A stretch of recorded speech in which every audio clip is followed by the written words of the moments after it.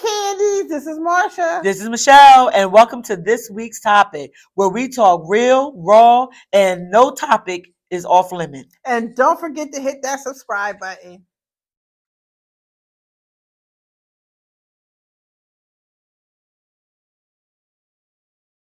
We would go.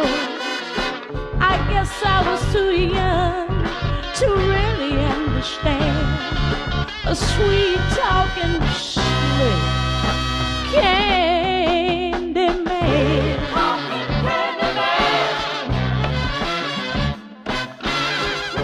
So now we are back with episode 7, and today we're going to be talking about motherhood. As you know, this Sunday is Mother's Day. So today we have a special guest. We have Tomara with us. Hey. And we're going to be talking to her about motherhood. We all know what motherhood is all about. Many of us women. And as you know, with Mother's Day coming up, many of us don't have our mothers here today. Right. But majority of you still do. Mm-hmm. And we just want you to know how important it is to be a mother and how special it is. Yeah. You know, it's very special. And how challenging it can be. Exactly. Also. Exactly. So today, can you tell us a little bit about you, Tomara? What makes you a mother? See, you don't mess me up with this. Well, I got 4 kids. I mean, that kind of just, you know. That's it, cut and dry, huh? Yeah. Got 4 kids. Yeah. Okay.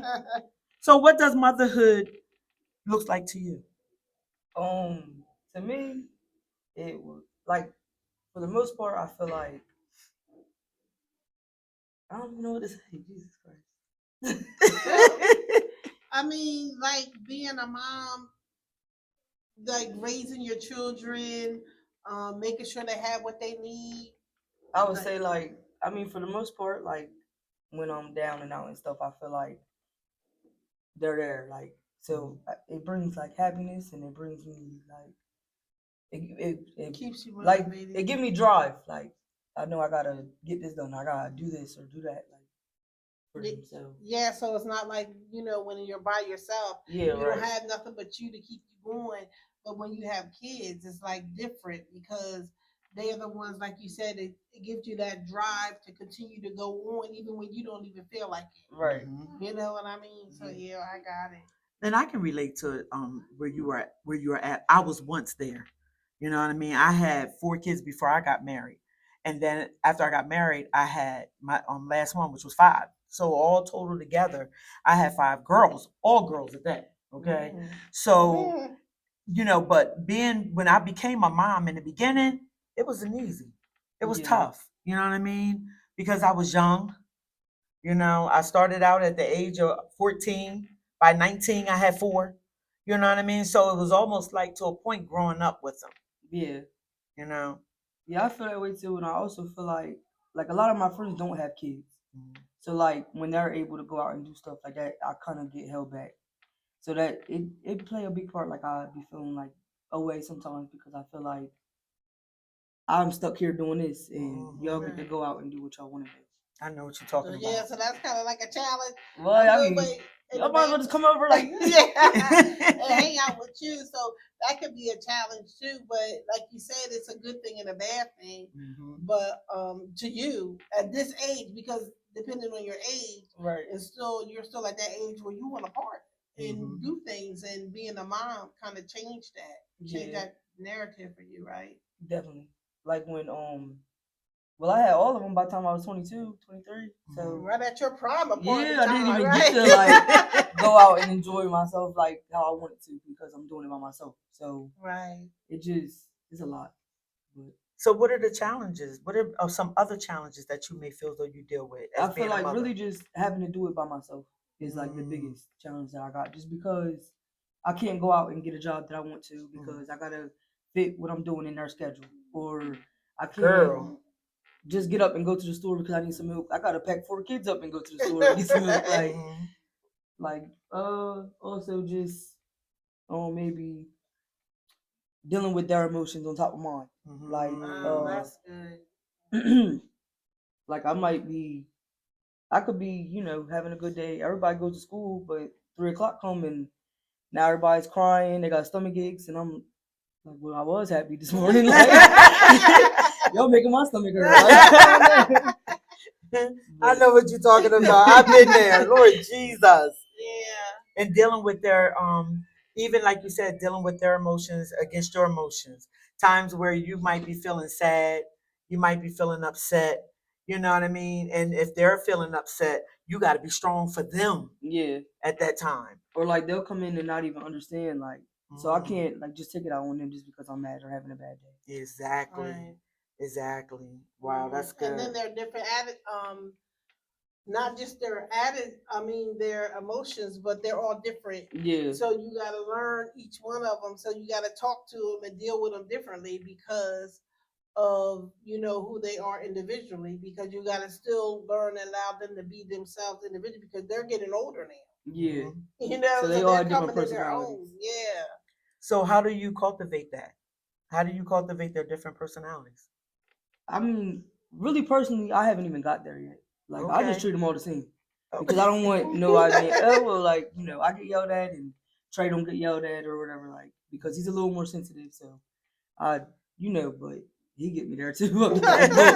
Everybody have a seat. Like, so I'm still, teaching myself and learning, like, all right, like this might not work for him, but it might work for her. Like, that's cultivating them. Yeah. So you're finding out their individual ways, their individual personalities, their individual characters, and now you're learning how to cultivate it, how to, make that, what's the word I'm looking for? Transition. Yeah. As they're growing up. Right. And allowing them to be their individual. I mean, because you have to learn you have to allow them to be their individual selves too. Now they want to dress themselves in different things. You know what I mean? And so then you gotta like this one style is this way, this one style is this way. Because I know you've been through some with your oldest. When they like a certain thing, I don't know if you've been through that. Michelle, like when your child likes a certain outfit and they just want to wear that outfit, they'll wear it every single day, that one shirt or that shoe. Yeah. A boot in the summertime. It'd be the hoodie. Oh, the hoodie. Yeah. I think everybody has that one kid. Mm-hmm. You know what I mean? That wants to be different or just, want to be, have their own mind. This is what I want to do. And sometimes it's hard. Yeah, because it's like with Caden, like it's his way or the highway. Like he'll have a full blown tantrum like 8:30 in the morning. Like if I can't wear my hoodie, it's the end of the world. Like I'm like, it's 80 degrees outside. You can't wear the hoodie. They don't care. They don't. They don't I care. let them sweat, though. It's all right, sweating. I had one that always would come home and kick her shoes off. And when she would kick her shoes off, go right back outside in the snow. That'd be true. Oh my God. Like you get back in the house. You know what I mean? You barefooted child. But it was nothing. She liked her feet barefoot. She didn't like shoes on her feet. You know what I mean? Yeah. No matter what. Not even socks. Yeah, Trey too. Wow, that's good. So have you faced any societal pressures or judgments? Like from the society? I feel like in the beginning, like I don't get that now, but in the beginning, because when I had Caden, he was only a month when I found out I was pregnant with the twins. So everybody like, oh, you pregnant again? Like you having more? Like you don't even know what you're doing? Like you know what I mean? So it was a lot.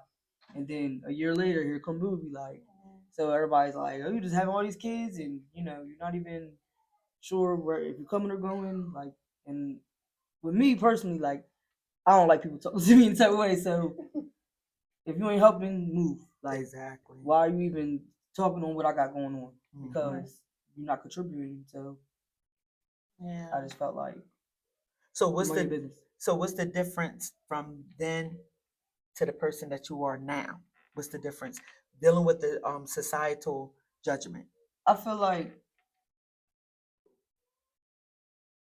not I don't get judged now more so, but as far as how I feel on it, like I still am the same way. Like there's not really because somebody could, oh, you let him do this or you let him do that, and I'm still like snappy. I don't like anybody talking on my parenting because I feel like, again, like if you're not helping me, if you're not contributing, and you're not here every day, like I'm the one dealing with this 24/7.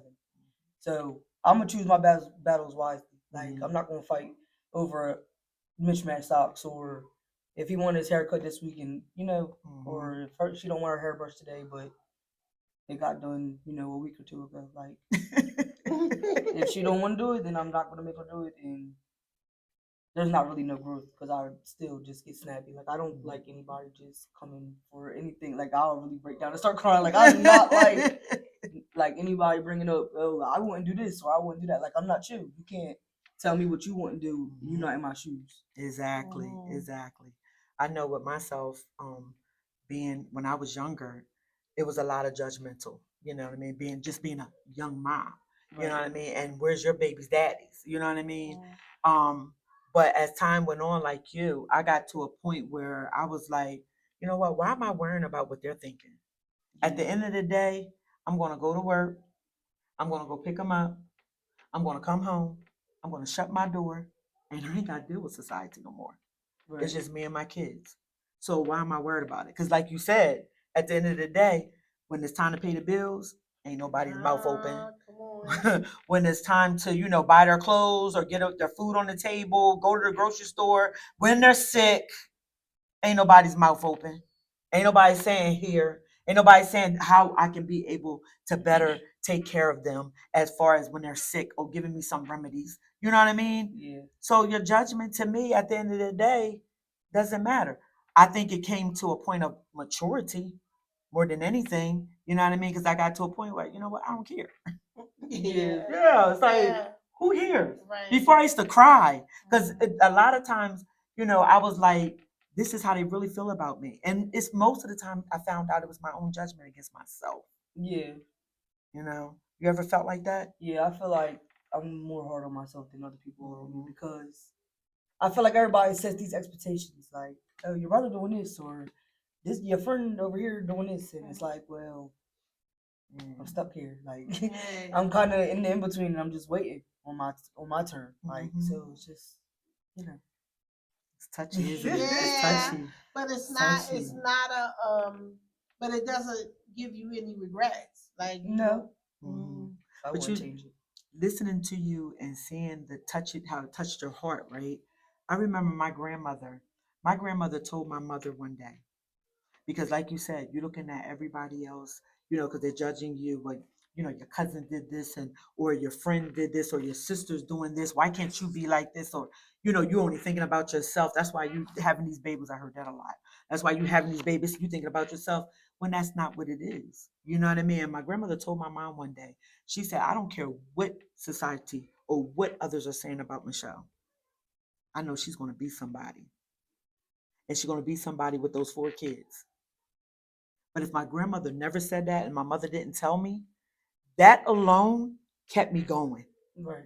That alone, that when people did put me down or when people did talk negative at me, and I'm not talking about what, the next door neighbor said, I'm talking about my mama, my cousin, or what I mean? A family member close to you, you know what I'm saying? Who cares the most about, that you care most about what they say or what they feel. Right. It made me think about my grandma, what my mom said. I am going to be somebody. So those nights when I felt alone, those nights when I felt like when everybody else is out partying, this is the one night I couldn't get a babysitter to party. You know what I mean? I had to say, you know what? But I'm still going to be somebody.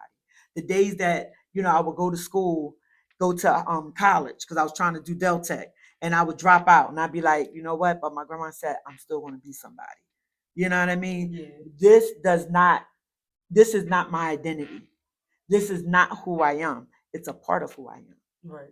You know what I'm saying? So that's an encouragement to you. You got another level to go, to go on to. And like you were saying, even about judgments, there's always those ones that are closer to you. Exactly. It was like my mom, I was 16, and I didn't even know I was pregnant until I was 7 months. I really didn't with chunks. But I didn't even really get to enjoy all the pregnancy and do all that stuff. But when I found out, and it was like, boom, she here.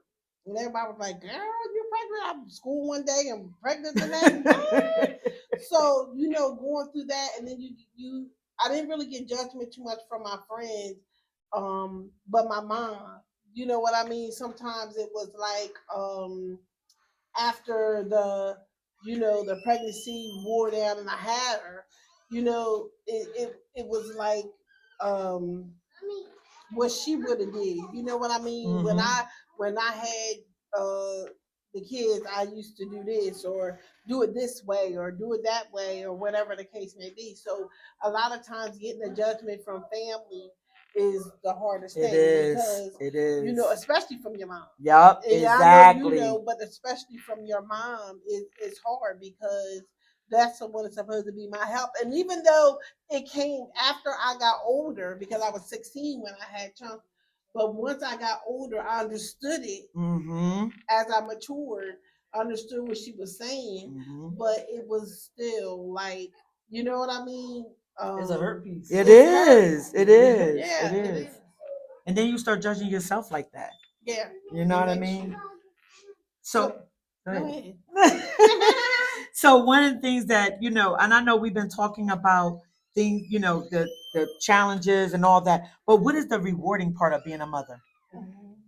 Just seeing the kids happy and seeing them smile and like even like little stuff like my daughter, like I'll get dressed or something, she just be like, "Oh, you're so pretty." Like, so like, cause you know, I'll look in the mirror and I'm like, "Hey, like 4 kids, like where my girdle at?" And then you got Rosie coming up like, "Oh, no, you pretty." Like I want to do my hair like yours, or like little stuff like that, or you know, just seeing like how my oldest son is his 2nd year of football, like just how grateful he is, like you know, he excited that he get to have this to himself and he get to do that. So you know, he'll say little stuff like "thank you" or stuff like that, and it just really like I'm like, oh, like you guys make it over.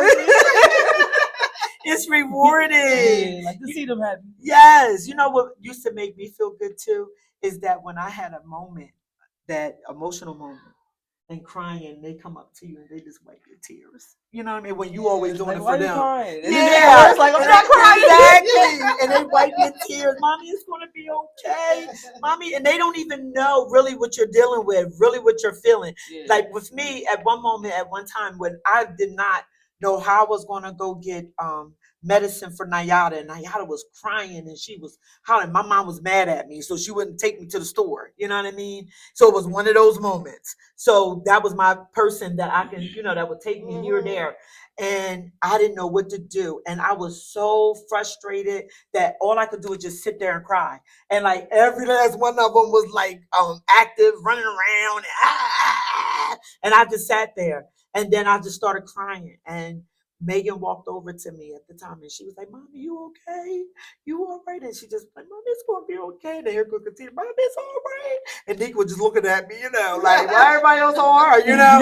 But it made me feel so good.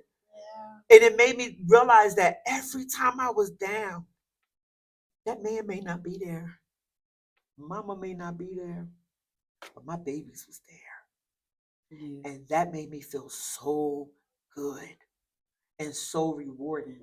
You know what I mean? And like you said, so that when we did have those moments that, you know, we would have our picnics at the house and we would have our Sundays, you know, just do Sundays, you know, and our ice cream moments and our walks. It made me appreciate my kids more and not think that I had to have a man to be in my life. You know what I mean? Yeah. To be in, you know, if their father didn't want to be, after a while, I was like, whatever. You know what I'm saying? And it's fine. So even at that time, it's good to cherish those moments with your kids because as they get older, they're not gonna be loving on you like that. They're not gonna be wanting to be around you and all that stuff like that. So it's good to be able to cherish those moments that we have, you know, with them at that time because now my kids are older. I can't even get them to to sit with me long enough to for anything. You know what I mean? So it just to be able to have that time, and I miss those moments. Yeah. Like you know where they used to come up and hug, and you can you know. So that's why I love on my grandbabies so much because they give me what I used to, you know. So I'm always loving hugging. Now some of them don't even want to be hugged and stuff. Because they getting older. Yeah, I get want to hold them. They're like, oh, my mom got running on off and playing. But being able to have that moment in those times, we can't keep them babies forever. I understand that, but just having that moment in that time with the kids is so awesome. You know, being able to have that time and loving on them and stuff. And even going back to the some of the challenges and stuff, and you were talking about like the raising them and doing different things.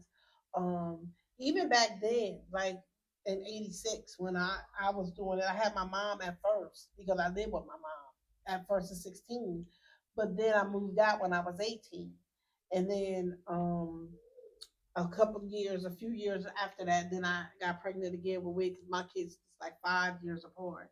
So then I had, that time between, but it was with my mom when I was living with her. It seemed like it was easier, even though I was still in school. She made it seem like you got to go to school, you come straight back. Like you got a kid, go to school, come your behind straight home. You got responsibilities. But then when I moved out, it was different because now I have my daughter all the time. Yeah. You know what I mean? I didn't have that break where I could just like sneak on out. I'll be right back. She's sleeping. My mom got her. She watching her. She sleep. I'm good. You know what I mean? But when, like you said, for the milk and stuff, it was the same way. So when I had to go to that store, I had to pack her up and I had to go to the store. Then when I had my second and my third, I had to take them all. So then I had to get them to talk. Before we go in the store, don't ask for nothing. Keep your hands on the cart. We had to go through a whole rigmarole because I'm just going in here, grabbing this, and coming out. Mm-hmm. My mom didn't keep my kids for me to go to the store. Like, take them to the store. How they going to learn how to act in the store if you don't ever take them to the store? You know what I mean? So I had to always take them, to the store and different things. So, like you said, it was still hard for me even back then. It seems like it's hard now being it because even though their dad was in kind of in and out, um, I still, it still seemed like it was, me doing it for the most part. So I mean, financial help, that was great. You know what I mean? But the present be better. That's the easy part. Yeah, exactly. But it wasn't until we broke up, me and their dad, was it that he kept them on the weekends and kept them stuff because I made him do that. Like we're not together and I need a break. So he got them on the weekends if he asked for them or not. He got them over summer if he asked for them or not. Every time they was away from school, he got them. You know what I mean? And then he kind of started keeping them. He didn't. I wasn't getting. No, he kept them even then. It was kickback, but it wasn't. But then it was just like bring them. You know what I mean? So it was a blessing that I had to help where you don't. Like you look for that help for the weekends. That's how I was. Look for the help and stuff. So I in ain't that place, it was a little different. I was blessed to have that with my kids' dad. That is. You No. Michelle? No. No. I ain't had no help. It was straight. It was just me and my girls. That's it. You know what I mean? Come and go until I got married. You know what I mean? Thank God for the person that I had that, was a help and all, but the kid's father, they wasn't in the picture. It was just me and the girls. You know what I mean? Like you, I had to pick them up, pack them up, take them up, had my double stroller. We had the bag when it would rain and I'm coming from work, picking them up from daycare, right? And I had at that time, the double strollers, y'all got the double strollers, they look like they just one stroller. Back then, them double strollers look like they was like this as long as where we at. You know what I mean? And I would put one in the front, one behind, throw one in the back, and have I had Megan on the side with the trash bag as the raincoat, okay? And then that bottom. Exactly. We used to put the kids in the bottom one too. Yeah, because that's all we had. And they would say, "Here go Michelle coming down the street with a limousine." You know what I mean? But now everything is more, compact. Yeah, very small. Everything's small. I feel like my double stroller was big. I had like the Escalator double strollers. I don't know, but it was like hard to push. Look, they even got Escalade. We didn't call them Escalade. It was double stroller. Now y'all got Escalade and what's that? What's that? The one that drives by itself, the Teslas, and oh my God! Then you got this. Look, you even got the little carrier, got the legs popping down from it, and then they turn the when you brought that in, I was like, what? So everything definitely have changed, and the support system that I had, I didn't have a support system. I didn't have a lot of friends that that took and said, Michelle, look. I'll keep the kids for you while you go get your hair done. How about you? Do you have that support system? Yeah, I do. I got like friends, but my two best friends, they really do help me a lot. That's Like if good. I need to go run to the store, or Mhm. if I got grocery shopping and stuff like that, and the kids, they don't have school or it's a Saturday or something in the morning, like drop 'em off, come back. I usually cook for everybody, so we just kind of get our little own schedule going on. Like even when I first moved into my own apartment, my best friend Gianna had came along, and then I had T. So we was all there. We all had one baby. This before Booby. So it was 3 kids and 3 of us. We all had one baby. And we would rock out. Everybody get a bath, get put down, and we enjoy the rest of our night, and then start all over again tomorrow.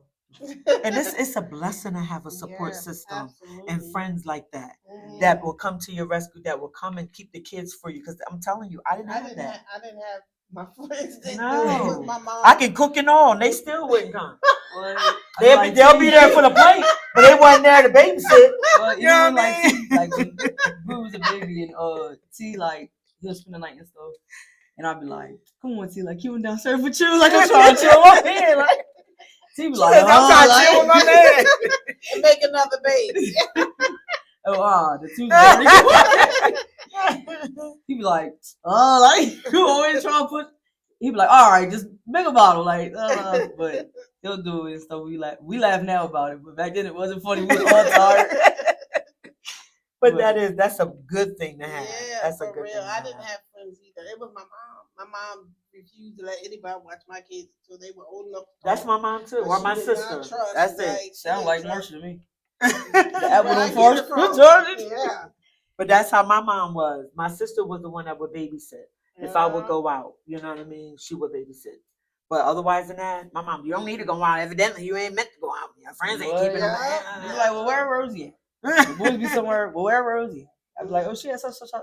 Well, she been there before. You been over there. They got dogs. They got cats. Like, they got a man over there. They be drinking over there. What's going on? Exactly. Yeah. So that was all the questions and stuff. Like, all right, go get her then. Like, you gonna keep her then? Exactly. Like, I'll get her when I get back then. So through this motherhood, being a mother, what did you learn about yourself over this motherhood journey? What did you learn about yourself? Well, in the past 8 years, like I feel like I learned that I'm stronger than what I gave myself credit for. That's what I'm talking about. That's what I'm talking about. In what ways? Just I feel like when it's time to put my big girl pants on and wake up, and because I'm not a morning person at all, so now I gotta get up. I gotta get up in the morning. I gotta even though I don't work, I'm a stay-at-home mom, so I gotta make that's sure a job dinner in done. itself, honey. Yeah, I gotta make sure dinner done. I can't, because everybody knows tomorrow cook. It'd be 11 o'clock at night. I still cooking, taking the stuff out.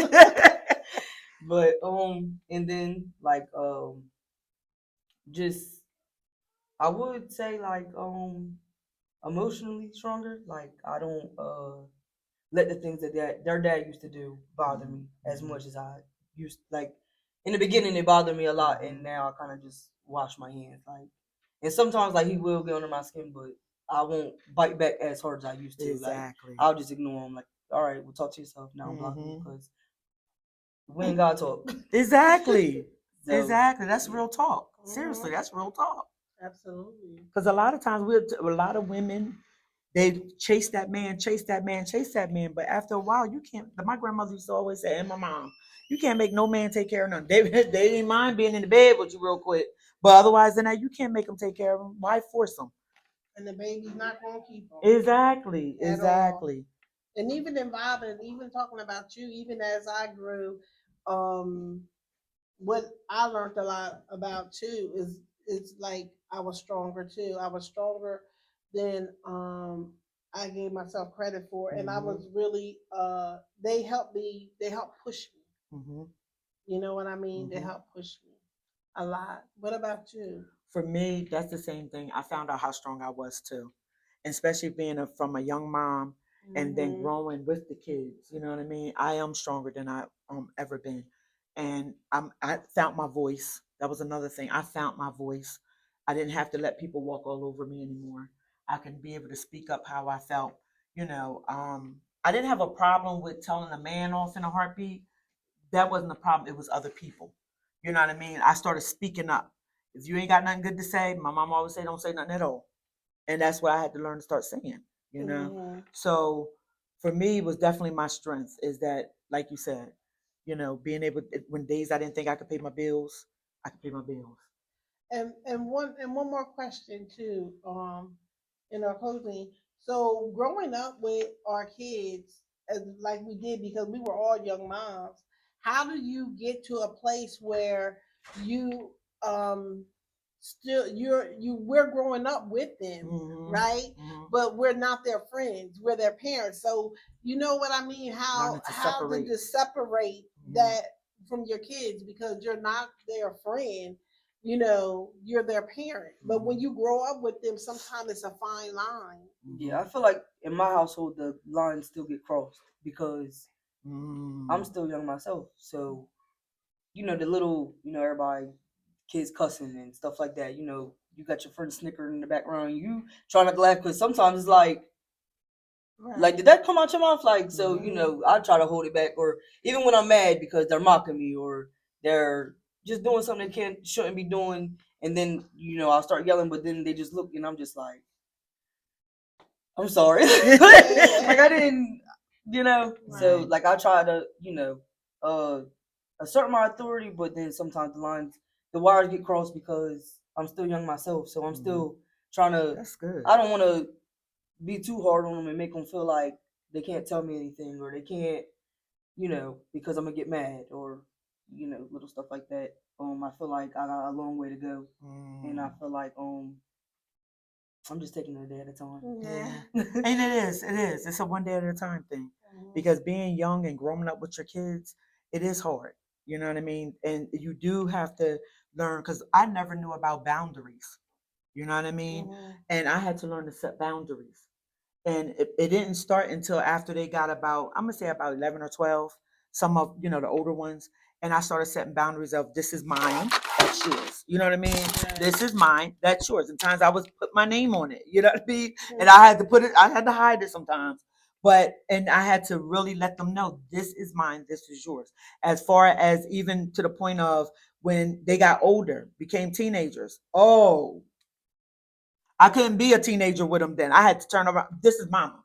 You know what I mean? Can't be a friend.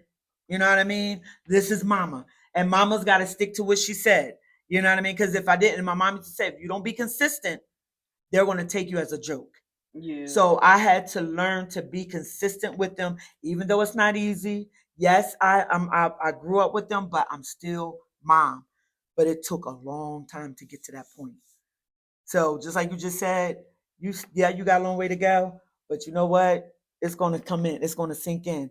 And I tell you anything that I would tell you is to stay consistent. Stay consistent with them and always remember you still mom.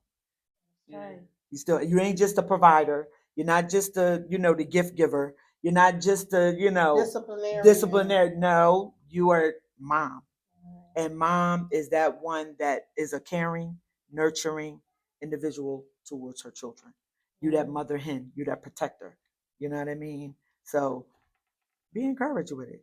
Yeah. You mom. And it's a beautiful thing to be a mom. It's beautiful. You're doing a good job. Yes, you are. Yeah. Girl, yes, you are. Keep up the good work. Keep up the good work. And we do. We thank you for being here with us. Yes, thank you for being with us. And being patient with us. Y'all just don't know what we've been through, okay? Yes. But we just thank God for you and we love you. Love you guys. So, everyone, until the next episode, thank you for joining us with Candy Talk. Bye.